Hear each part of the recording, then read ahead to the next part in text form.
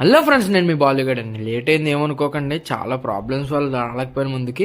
ఇదేంటో తెలుసా, మన చేపల పులుసు భోజనం అండి. తాడేపల్లి నుంచి రాజమండ్రి వెళ్తుంటే దారిలో మద్దూరు అనే ఊర్లో ఉంటుందండి. నిడదలు దాటిన తర్వాత అసలు మీరు చెప్తే నమ్మరండి, తలకే వేరేగా వండుతారు, పులుసు చేపల ముక్కలు వేరేగా వండుతారు. ఇక్కడ వెజ్ కూరలు కూడా ఉంటాయండి. దాంతోపాటు మీకు తెలియదు ఏంటో తెలుసా, వీళ్ళ దగ్గర తెలగపిండి కూర ఉంటుందండి, చంపేస్తుందండి. చేపల ముక్క పులుసు కూడా సరిపోదండి. అది ఒక సాటర్డే మాత్రం ఉండదు. చేపల పులుసు అయితే వేడి వేడి అన్నాలో చేపల పులుసు వేసుకుని తింటే మీకు చెప్పక్కర్లేదు కదండి. రుచే వేరు. మన గోదావరి రుచులు ఎక్కడ పోతాయి చెప్పండి. అలాగే గోదావరి రుచులతో కలిపేసి పెడతారండి. అటువైపు వెళ్తే నేను 100% ఆగలేనండి.